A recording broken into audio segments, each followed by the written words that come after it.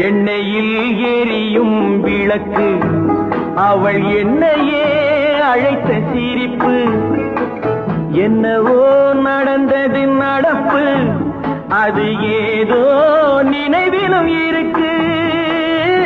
யாருக்கு இந்த கதை தெரியும் சாமிக்கு மட்டும் இது புரியும் ஏழைக்கு அன்று வந்த நினைவு செல்வத்தில் வந்த பின்பு கனவு அம்மாடி பொண்ணுக்கு தங்கம் மனசு பொங்குது இந்த மனசு கண்ணுக்கு ரெண்டு மனசு அவ சொல்லுக்கு என்ன வயசு சொல்லுக்கு என்ன வயசு அம்மாடி